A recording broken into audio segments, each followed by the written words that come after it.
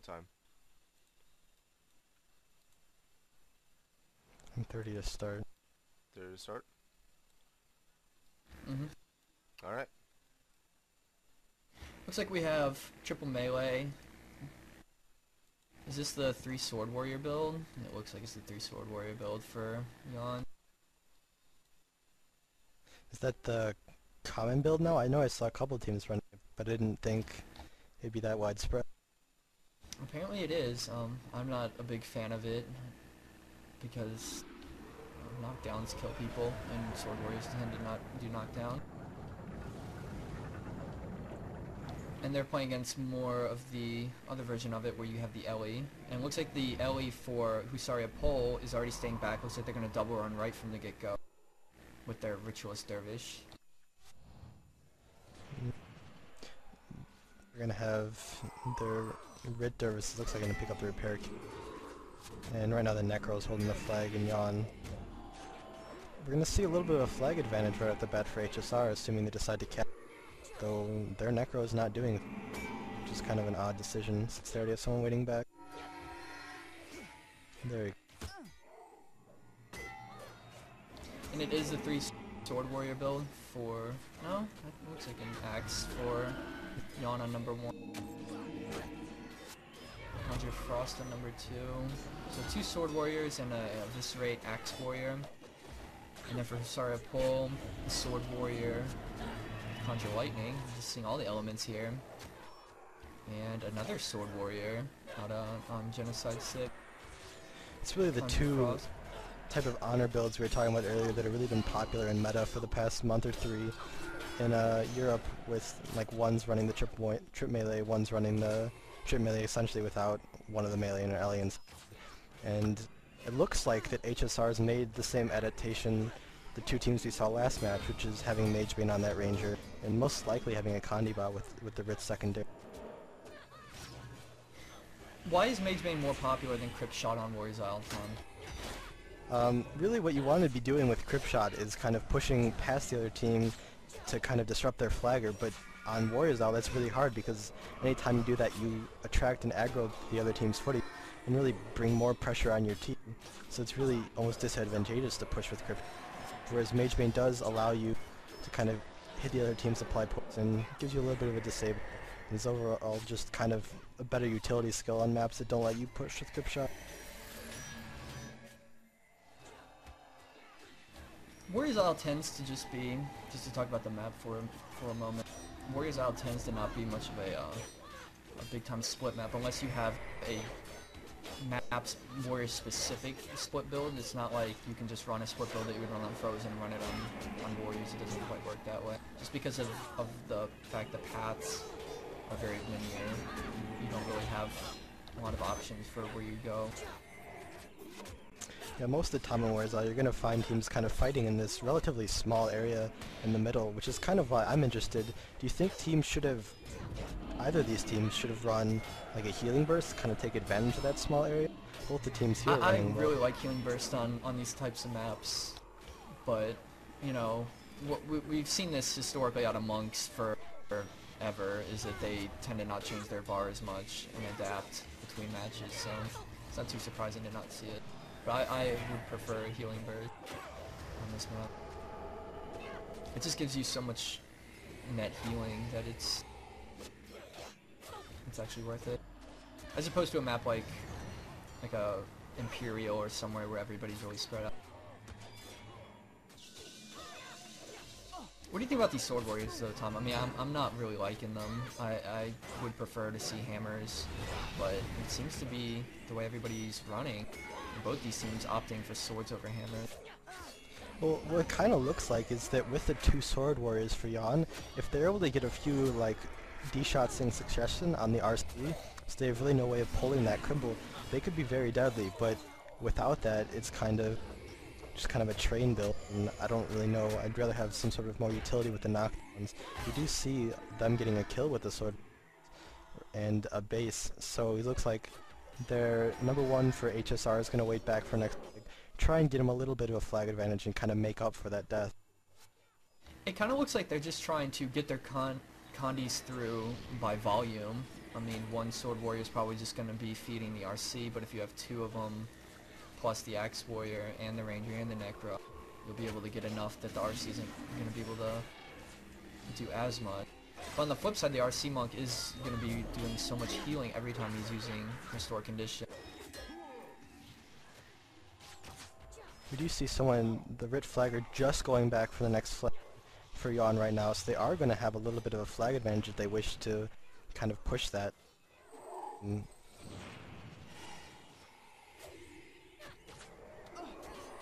We see Tease out of Lily on from Yawn. This skill very useful for trolling the other team's apply poison, along with interrupting Ritualist Spirits. Yeah, as you say how good Tease is to get up apply poison, the apply poison does get up. Apparently they're not focusing maybe as much as they could on these apply poisons similar to last game, maybe because they like are trying to rely on that Kandi pot they have. As you just see the Kandi pot go down and like everything's Pure Wizard Leaving being that Kandi pot is very useful. The thing about Mage Baning, I just watched as the ranges are kind of interrupting each other's apply poisons right now, is that Mage Bane, when you get apply poison Mage Bane, you really have to look for it to come right back up in 12 seconds as opposed to D-shotting it when you really see it down for a significant amount of time. I mean, if you're gonna Mage Bane it once, you might as well try to like do it 2 to 3 times in a row. Yeah. It's really sort of a different playstyle than a lot of these teams seem to be picking, which is kind of playing like to make the other team's pressure not be effective, to kind of make sure you don't die, where these teams seem to be, I'm going to use my Mage Bane on the monks, try and get key skills, and try and get my team kills quickly, as opposed to kind of trying to play the long game. That's always been kind of a European mentality, though. They have always, going back to the days of Euro on it with the Dom Mesmer and the Ranger, they like to get those chain interrupts on monks, and when the stars align and they get both elites interrupted, they can get their kills through. That's been kind of a staple of their play for quite a while, as we see a Mage Bane on the Restore Condition monk on Yawn. And they also have a D-shot on Woe, so right now is actually a very good time for them to push. You see them pulling the because they really know, HSR really knows that this is the time to get a kill. You have both monks disabled, you have both monks kind of panicking to try and make up for it. But I don't know if pulling both footies was worth it, do you think? See, the footies are now going. They did not, I mean, it's like you have to time that, well, I mean, it's not like a conscious thing, but you hope to time that with one of your pressure. The thing about pressure is it always comes in waves. People tend to think of pressure builds as the other team's always at 80% health, and it's rarely like that. You see waves of pressure where for a span of 20 to 30 seconds the other team gets really low, but then they're alright for another 20 to 30 seconds. So you hope to get those interrupts on Word of Healing and Restore Condition when you're getting that kind of wave of pressure in your favor. Now, right now we haven't really seen too much action in terms of actually getting kills, and both teams seem to actually be fine on health. Do you think that HSR should kind of take the initiative and split off, or do you think they should be comfortable kind of sitting here and trying to get their kills 8v8? That's just kind of a playstyle thing. I mean, we don't know what's going on in their Ven about their monks' energies and everything. I think they should be focusing on trying to get up on flags, because with that Ellie, it helps them a lot more to be up on flags than it does for Yawn, who can just drop a warrior really easily and run. It's just kind of a focus thing. I agree with that, but I don't know. I think it's kind of strange that neither team is really taking either initiative, either to split or kind of double or triple run flags, and they're both kind of trying to get their kills 8v8, and I don't know if that really favors HSR. When we say double run flags, what we mean by that is you have one person capping the flag and they're running it in, and you have another person already back to pick it up as soon as it spawns, or at least near it when it's going to spawn.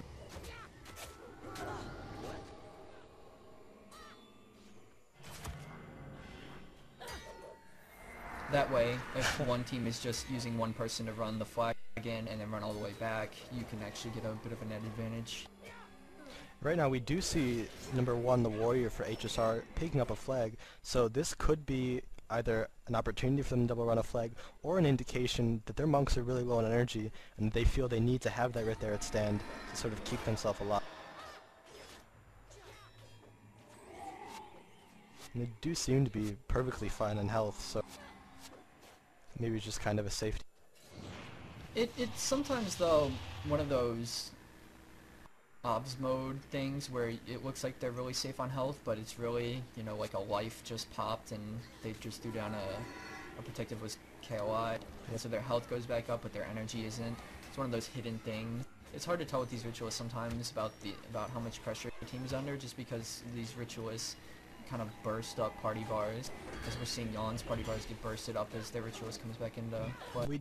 We did just see the Rit for HSR was back while that next flag was put in by the warrior, so it did look like they did double run, and they are up on 5, which is, as we were saying, a very good thing for them, as their LA is going to be really able to take advantage. Yeah, at this point, what you want to do is you really want to get on the flagger, as we see him just run right in there, because they're not listening to me. He just runs right in there. You want to get on that flagger when he comes in there to cap the flag. You want to put damage on him. You want to knock him down. And that's what I don't like about the Sword Warriors, is if they Crypt Slash him, it's just like restore condition, and now the flagger's continuing to run along on his merry way. Whereas if you have a Hammer Warrior or a Shock Axe Warrior, you can kind of bulls him and then shock him and force your stabilities to come in and all that other stuff.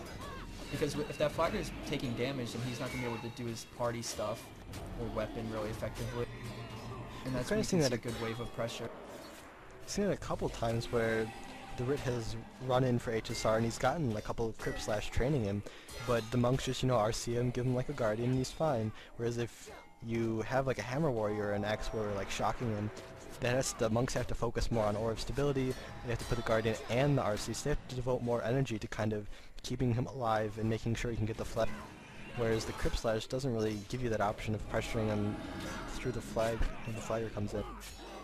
It's almost like both teams are just kind of honorably letting flags go into play without messing with it. They just want to try to deal party damage and not make those little plays. Although we're seeing a good wave of pressure here right now on Yawn. Restore Condition Monk is having to click Restore Condition on Recharge, which tends to be a sign that he's not doing super well on energy and he's just using his biggest heal.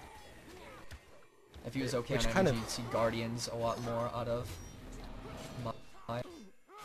And that sort of thing compounds itself, because when you're low on energy you want to just be using your maximum efficiency skills like your RC and your WoW, but at the same time if you're using those the most, it's a lot easier for the other team to predict when you're going to use it, as we do see a D-shot on RC on Maya, so I mean you do see kind of teams are starting to get some of their pressure in.